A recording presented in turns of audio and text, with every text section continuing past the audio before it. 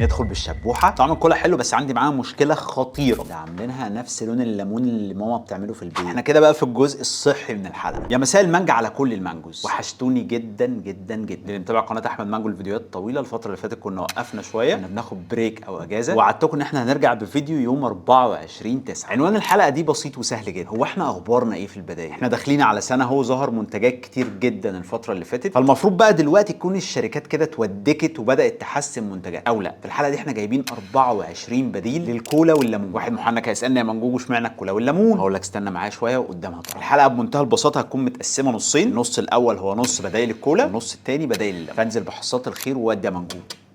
وده منجوج نسخن بقى بمنتج طيب كده، ميلون كولا. تقول لي يا منجوج بس ميلون يعني بطيخ، اقول لك في الغالب هم عندهم مشكله في الهويه، تقريبا كان عايز يعمل بطيخ واما لقى الدنيا ماشيه كده قال لك اما اعمل كولا. مكتوب هنا سينس 1936، بس معقوله الفتره دي كلها اول مره اشوفك. مكتوب على الغطا من هنا بلانكو. سعر الازازه القطقوطه دي 8 جنيه. استفتح كده بسم الله. صودا خفيفه، طعم الكولا مش حقيقي، تحس داخل مع حاجه مش مكيفه. كبدايه كده ميلون كولا او بلانكو 5/10، ودي بدايه مش مبشره خالص. سبايدر ده بقى حد اجتهد ونقش سبيروس باتس، قال لك نستبدل الدبانه بعنكبوت، عملوا منها كذا طعم. سعر الازازه دي 8 جنيه. هو تقريبا الموضوع صعب. الصودا حلو مكتومه، سكر غريب، طعم كولا مفتعل 5/10. يمكن الامل في ماكسي كولا. المفروض ان دي بقى ماركه انتشرت الفتره اللي فاتت وبدات تظهر في مطاعم مشهوره. انا جايب ازازه ماكسي دي ب 10 جنيه. سهلوا الفتحه بتاعتها. انا فاكر ان انا مره جربت البرتقان او اليوستفندي كان فتحته جحيم. هو انا مش عارف، هو الموضوع مش مبهر. صودا عاليه، طعم احلى شويه من اللي فاتوا بس مش كتير، والغالب في الثلاثه ان وانت بتبلع كده بتحس ان في نشفان هنا. هو طبيعي الكولا بتعمل كده بس ده نشفان بزياده شويه مع طعم سكر برده مش مريح، فالماكسي ممكن تاخد درجه زياده 6/10. ندخل بالشبوحه سينا كولا. شايف الفونتاز ده كله 15 بولمان بس، وده بيثير تساؤلات كتير قوي في دماغي. يعني لو انا عايز اعمل مشروع ازاي اقدر اوصل للتركيبه دي؟ يعني فين سعر الازازه البلاستيك، طباعه الخامه اللي جوه نفسها، توصيل؟ فلو طعمها حلو يبقى الناس دي بتخسر من اجلها. على فكره انا اول مره بقى اجرب سينا كولا، في ناس كتير جربتها واتكلمت عنها وناس قالت عنها كلام مش لطيف خالص. الواد غبوه صاحبي كان بيقول عليها طعمها مصدي، بس هو السؤال يا غبو انت دقت طعم الصودا فين؟ شكل الصودا مبشر. هو طعمها مش ضايع بس تحسهم نسوا شويه سكر في التركيبه، يعني طعم السكر فيها قليل قوي، تحسها زيرو شوجر كده. طبعا سعرها مغري جدا جدا جدا لناس كتير، يعني دي لو انت عايز تشرب حاجه فيها صودا بغض النظر عن الطعم قوي، او لو حد جاي لك البيت مثلا وعايز تلم الدنيا. يعني السعر ده انا ما شفتوش في اي حاجه من اللي موجوده معايا النهارده. فسينا كولا احتراما لسعرها 6/10. بيك كولا بازازه لتر وربع، سينا كولا كانت لتر، والازازه دي انا جايبها ب 30 جنيه. قال عليها كلام حلو قوي الفتره اللي فاتت.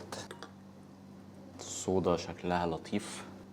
احنا كده بقى بدأنا نقرب شويه. الصودا حلوه، طعم الكولا مقبول جدا، ظبطه السكر في التركيبه مش قوي بس اعلى من اللي فاتوا كله، لكن اظن ان انا المفروض الاقي حاجات اقوى من كده بكتير. فبيك كولا ممكن تاخد بقى ال7/10. طبعا في حد دلوقتي بيتفرج وقاعد مستني اجابه السؤال، اشمعنى يا منجوج الكولا والليمون؟ هقول لك عشان البني ادمين بيشتروا 6700 كنزايه خلف الايه في الثانيه الواحده كل يوم. الثانيه يا منجوجو يعني حضرتك بقى محتاج كالكوليتر تقعد تضرب بقى وتحسب وتشوف احنا بنشرب كام كنزايه في الثانيه، والاستهلاك الاكبر في الكميه دي في الغالب بيكون من الكولا والليمون. الموضوع كبير قوي، خليك معايا عشان كمان شويه اقول لك معلومه صادمه تاني.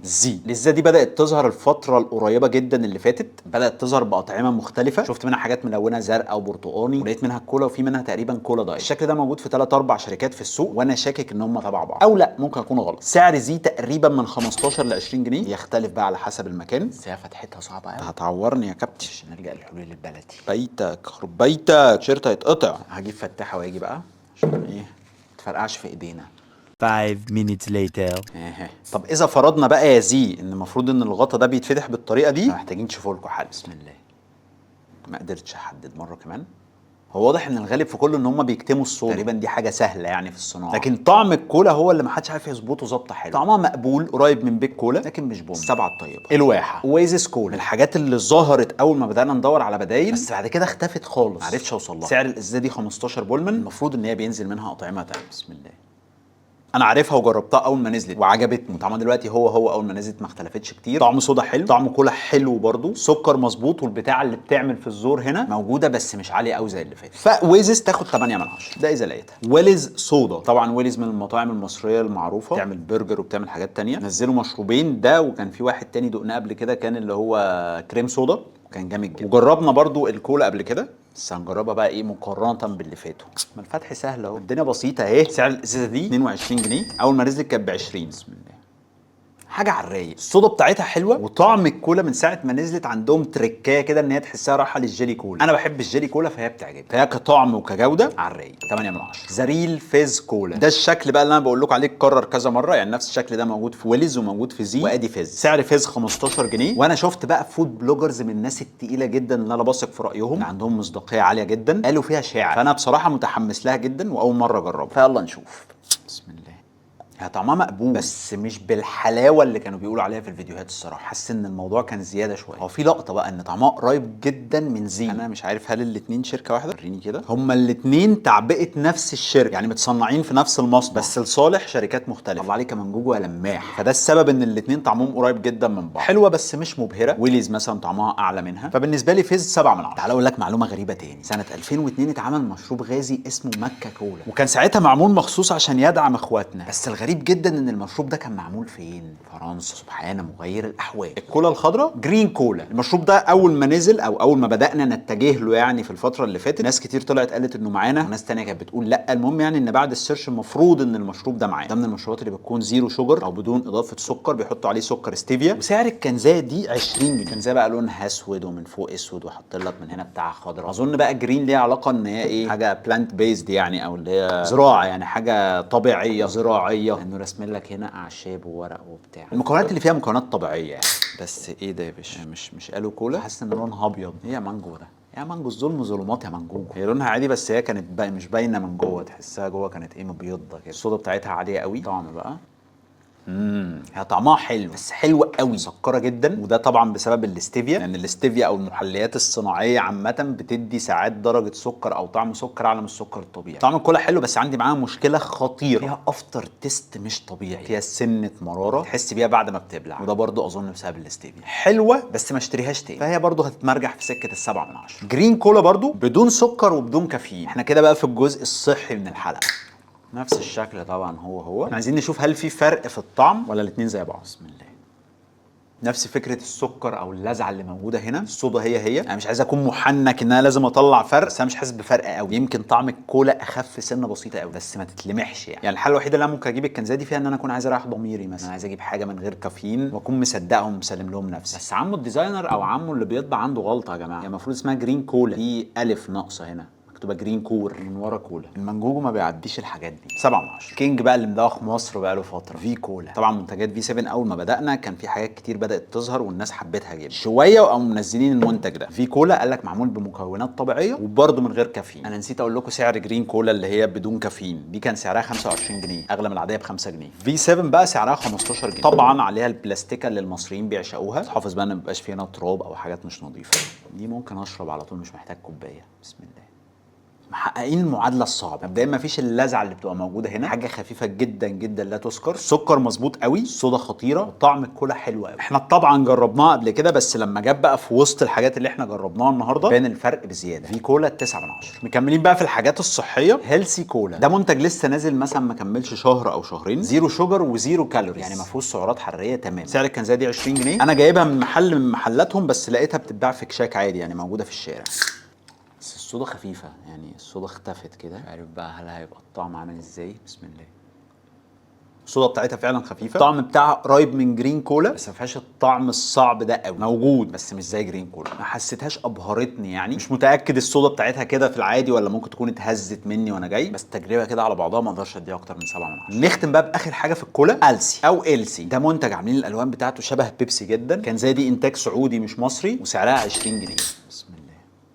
طب ما حلو الكلام. الصودا والكولا طعمهم لذيذ، طبعا دي بقى بسكر وبكافيين وكل حاجه، مش معموله لحد عايز يشرب حاجه هيلسي يعني، طعمها قريب جدا من الماركات المعروفه، لكن لو جيت اقارنها مثلا بفي كولا، في كولا تعلى عنها سنه، فالسي 8 من 10. وبكده نكون خلصنا كل منتجات الكولا اللي تقريبا موجوده في السوق. انا لفيت لفه محترمه ما لقيتش اي انواع ثانيه، فتعالوا نلخص الكولا وايه احسن انواع من وجهه نظري. بالنسبه لي الترشيح الاول هيكون في كولا، خاصه ان سعرها دلوقتي خلاص بدا يظبط، في اغلب الاماكن هتلاقيها ب 15 جنيه عادي. الاختيار الثاني بالنسبه لي هيكون ويلز، لان كمان سعرها اغلى من في كولا. تالت ترشيح هيكون ويزز، بس عندي مشكله معاهم في الانتشار ما بلاقيهاش بسهوله. كده بقى نقدر واحنا مرتاحين ندخل على قسم الليمون. نبدا برضو بالسبايدر، نفس العنكب بس المره دي بطعم الليمون بالنعناع، سعرها برضو 8 جنيه. غريب هالسبايدر. هو طعم الليمون بالنعناع ارتفيشال جدا، حاجه مصنعه بزياده شويه. طعم سكر برضو غريب، والصودا عاديه. شغال رائع من 5 من 10. بيج كولا، بس المره دي بقى جبت الحجم ده. هو فكره ان انا اجيب حجم واحد لكل الاطعمه ما كانتش فكره سهله خالص. فالحجم اللي كنت بلاقيه بجيب دي 200 مللي سعرها 8 جنيه، ودي بطعم الليمون مش الليمون نعناع، اللي هي نفس فكره السيفن بتاع زمان اللي كنت بتشربها بعد الاكل. مقبوله وماشي حالها، بس مش حاسس فيها بكتمه الصودا بتاعت السيفن. يعني السيفن والليمون ده لازم تبقى الصودا فيه محمله قوي عشان يهضم على المظبوط. بالنسبه لي بيج ليمون مقبوله بس مش حلو. 6 من 10. في 7 دي برضو ليمون نعناع، وقال لك ان هي مضاده للستريس او الضغط وبتدعم الجهاز المناعي. فيها طبعا نفس الغطاء البلاستيك، سعرها 15 بولب. لونها بيبقى نفس اللون اللي هو الاخضر الفاتح بتاع الليمون نعناع. بسم الله. هنا طعم الليمون باين وطعم النعناع باين، في خبطه كده في الاخر تحسها خبطه فيتامينات بجد. طعم كده في الاخر بتحسه حلوه، بس مش عارف الافتر تيست ده ممكن يعجب كل الناس ولا لا. فبالنسبه لي انا الليمون نعناع من في 7 7 من 10. اظن في احلى. ستريم دي حاجه كده في الديزاين والشكل العام بتقلد، تحسها انها رايحه ناحيه الديو كده، ماونتن ديو. انتاج سعودي وسعرها برضه 20 جنيه، نفس شركه ال سي كولا. اوه ده نفس لون الديو فعلا، اللي هو بيبقى مصفر ده. بسم الله. قريبه شويتين من ماونتن ديو، مش نفس الطعم طبعا، بس هي مش في اتجاه السيفن والليمون والحته دي، مش هتظبطك بعد اكله تقيله. فستريم كمان 7 من 10. نرجع بقى لعيله الجرين. دي جرين كولا او جرين ليمون بقى، كاتبين لك عليها من هنا بدون سكر مضاف. دي سعرها 18 جنيه رغم ان الكنزايه بتاعتها سعرها 20. مش عارف ايه السبب في ده الصراحه، هل الكميه مثلا؟ لونك عامل ازاي بقى يا جوجو؟ ايه ده؟ ايه المفاجاه دي؟ ده عاملينها نفس لون الليمون اللي ماما بتعمله في البيت، هو اللون الابيض اللي بيبقى عليه رغوه من فوق ده. بسم الله. ده ليمون بجد، يعني نفس الطعم ولزعه الليمون البيت، بس باللزعه اللي ما بحبهاش. وانا مقدر ان في حاجه حلوه عايزه تتعمل، بس الحته دي بتجيبني ورا. 7 من 10. انا بدات اقلق من منتجات الليمون كده، ما لقيناش حاجه واو لحد دلوقتي. يمكن الامل في دبل دير. دبل دير ليمون نعناع، سعرها من 15 ل 20 على حسب المكنه اللي بتجيبها منها. عندهم اطعمه كتير جدا دبل دير تعجب ناس كتير. لونها سينمائي قوي، اخضر بس مش اخضر فاتح، اخضر غامق كده، في ريحه نعناع عاليه قوي. بسم الله.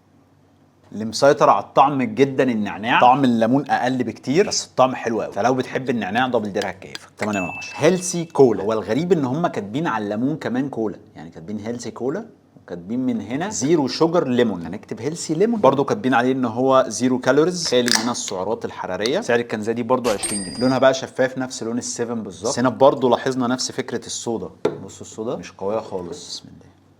طعم الليمون حلو بس الصودا بعيده جدا. المفروض ان ده مشروب غازي، لازم الصودا تكون اقوى من كده بكتير. فيها برضو نفس لزعه الاستيفيا اللي بتبقى موجوده، ودي بصراحه بتقفلني جدا. فهيلثي 7 من 10. قبل ما ندخل على الازازه الطيبه الخيره دي، عندك فكره ان اطول ازازه كولا في العالم كان طولها 20 متر، وكانت موجوده في ولايه اوكلاهوما الامريكيه. معلومات منجوجيه. لتر سينا كولا بطعم الليمون ب 15 بول. انا نفسي اعرف البيزنس موديل بتاعكم. سعر خزعبلي الصراحه. بسم الله. انا بقى بالنسبه لي الليمون اللي هي شبه ال7 دي طعمها احلى من الكولا بكتير، مقبوله جدا جدا. طبعا على السعر حاجه خياليه. مشكلتي معاها بس ان طعم الليمون خفيف شويه، فسينا كولا تقدر تنافس في الليمون، وممكن اديها 7 من 10 لان انا عندي امل ان في حاجه جايه جامده. الليموناده الشقيه من سبيروس باتس 330 مللي ب 15 بول. طبعا سعرها تضاعف. الاول خالص كانت نازله تقريبا ب 5 جنيه، هوب 7 هوب 8، ودلوقتي بقى انت ونصيبك بتشتريها بكام. انا عرفت اجيب دي ب 15 جنيه. يا جدعان اختبارات القوه دي انا بحبها قوي يا جدعان. انا حاسسهم اشتغلوا عليها شويه، فيها طعم ظبط، لان زمان ما كنتش بحب الليموناده من عندهم. الصودا والليمون طعمهم حلو او بقى احلى من الاول سنه، فهتأدي الغرض، بس المهم ان احنا نشتريها بسعرها المظبوط. سبيرو ممكن تاخد 8 من 10. نختم بزي، نفس الماركه اللي جربناها في الكولا. ايه الماركه دي؟ نفس البراند اللي جربناه في الكولا، ما كانش راضي يتفتح ده، برضه سعرها من 15 ل 20 جنيه. نجرب نفتح بقى. لا هي ما بتتفتحش، يعني في الغالب ممكن يكون هم عاملينها بالستايل القديم اللي هو بالفتاحه. هنفتحها عادي. كاتب لك من هنا ليمون لايم. بسم الله. لا في سنه مراره مش مفهومه خالص، طعم ليمون بعيد قوي. زي ما جاتش معايا، ما اقدرش اديها 5 من 10 زي سبايدر، لازم نفرقه عنها فياخد 6 من 10. تعالوا بقى نشوف ملخص الليمون. بص بقى البرشامه الشقيه، لو ليمون نعناع يبقى دبل دير، لو ليمون عادي سبيروس باتس بس ما يضحكش عليك في سعرها، لو عندك عزومه يبقى سينا كولا. وبس كده، وبكده نكون جربنا كل البدائل اللي موجوده للكولا والليمون او السيفن، وعرفنا ايه افضل البدائل اللي ممكن نجيبها. الفولو بقى واللايك والسبسكرايب لو عايز تشوف الفيديوهات اللي جايه من احمد مانجو، او عشان تضمن انك تشوفها اول ما تنزل، وعشان هو ده الدعم اللي انت تقدر تقدمه لاخوك وحبيبك المانجو. واخيرا لكل المانجوز، سي يو.